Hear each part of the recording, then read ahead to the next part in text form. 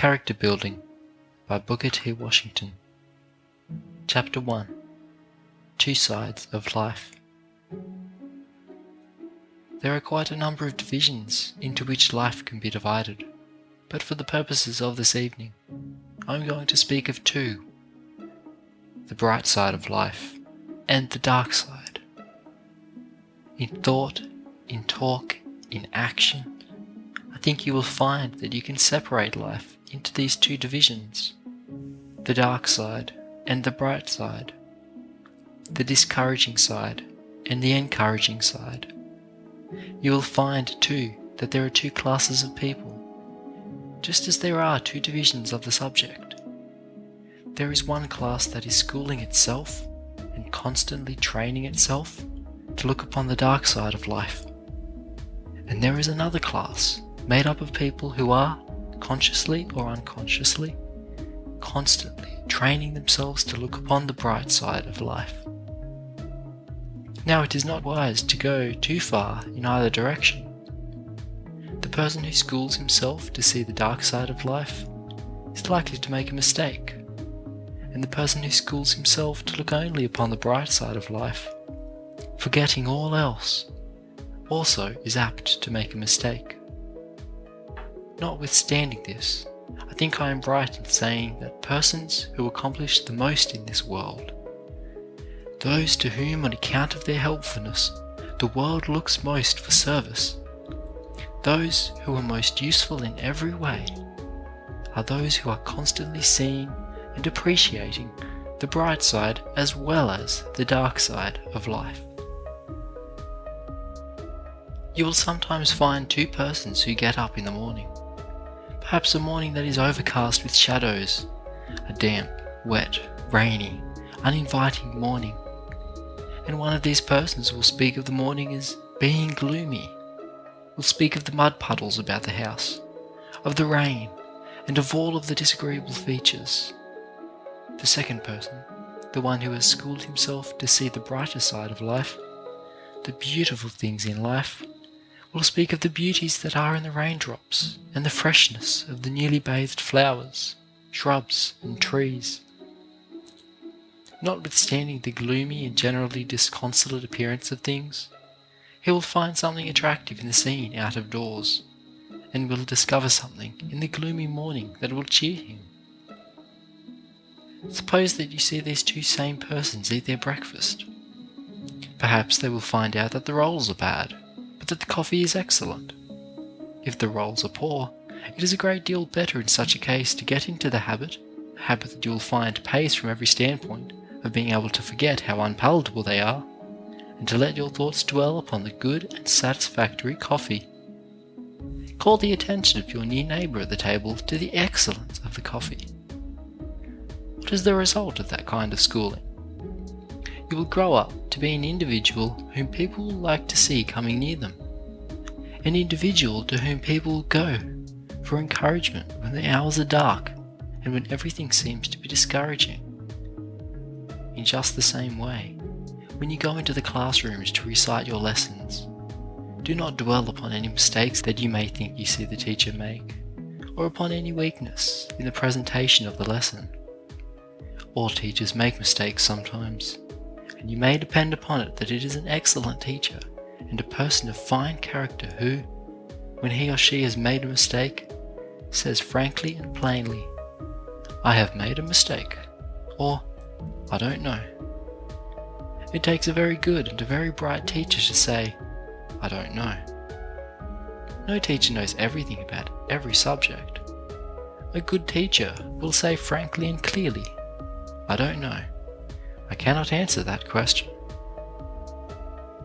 Let me tell you right here, too, that when you go out from here to become teachers yourselves, as a large proportion of you will go, whenever you get to a point where a student asks you a question which you are not able to answer, or asks you something about a subject on which you are not well informed, you will find it better to say frankly and honestly, "I am unable to answer your question." Your students will respect you a great deal more for your frankness and honesty. Education is not what a person is able to hold in his head, so much as it is what a person is able to find. I believe it was Daniel Webster who said that the truly educated man was not the one who had all the knowledge in his head, but the one who knew where to look for information upon any subject upon which at any time he might want information. Each individual who wishes to succeed must get that kind of discipline. He must get such training that he will know where to go and get facts, rather than try to train himself to hold all facts in his head. I want you to go out from this institution so trained and so developed that you will be constantly looking for the bright, encouraging, and beautiful things in life. It is the weak individual, as a rule, who is constantly calling attention to the other side, to the dark and discouraging things of life.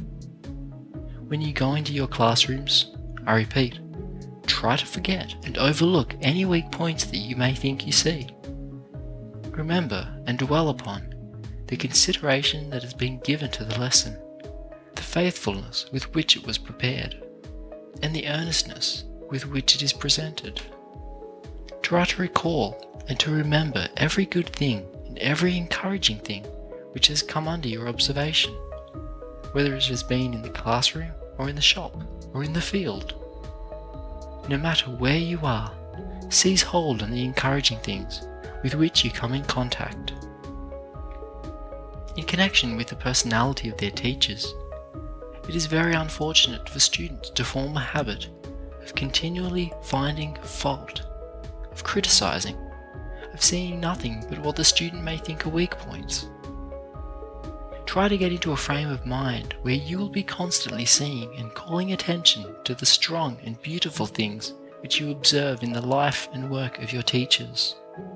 Grow into the habit of talking about the bright side of life. When you meet a fellow student, a teacher, or anybody, or when you write letters home, get into the habit of calling attention to the bright things of life that you have seen, the things that are beautiful, the things that are charming. Just in proportion as you do this, you will find that you will not only influence yourself in the right direction, but that you will also influence others that way. It is a very bad habit to get into, that of being continually moody and discouraged, and of making the atmosphere uncomfortable for everybody who comes within 10 feet of you. There are some people who are so constantly looking on the dark side of life that they cannot see anything but that side. Everything that comes from their mouths is unpleasant, about this thing and that thing, and they make the whole atmosphere around them unpleasant for themselves and for everybody with whom they come in contact. Such persons are surely undesirable. Why, I have seen people coming up the road who caused me to feel like wanting to cross over on the other side of the way, so as not to meet them. I didn't want to hear their tales of misery and woe. I had heard those tales so many times that I didn't want to get into the atmosphere of the people who told them. It is often very easy to influence others in the wrong direction, and to grow into such a moody, fault-finding disposition that one not only is miserable and unhappy himself, but makes everyone with whom he comes in contact miserable and unhappy. The persons who live constantly in a fault-finding atmosphere, who see only the dark side of life, become negative characters. They are the people who never go forward. They never suggest a line of activity. They live simply on the negative side of life. Now, as students, you cannot afford to grow in that way. We want to send each one of you out from here, not as a negative force, but as a strong, positive, helpful force in the world. You will not accomplish the task which we expect of you if you go with a moody, discouraged, fault-finding disposition. To do the most that lies in you, you must go with a heart and head full of hope and faith in the world, believing that there is work for you to do, believing that you are the person to accomplish that work, and the one who is going to accomplish it. In 9 cases out of 10, The person who cultivates the habit of looking on the dark side of life is the little person, the miserable person, the one who is weak in mind, heart, and purpose. On the other hand, the person who cultivates the habit of looking on the bright side of life, and who calls attention to the beautiful and encouraging things in life, in 9 cases out of 10, is the strong individual, the one to whom the world goes for intelligent advice and support. I'm trying to get you to see, as students, the best things in life. Do not be satisfied with second-hand or third-hand things in life. Do not be satisfied until you have put yourselves into that atmosphere where you can seize and hold on to the very highest and most beautiful things that can be got out of life. End of Chapter 1, 2 Sides of Life. Recording by Luke Sartor, Griffith, New South Wales.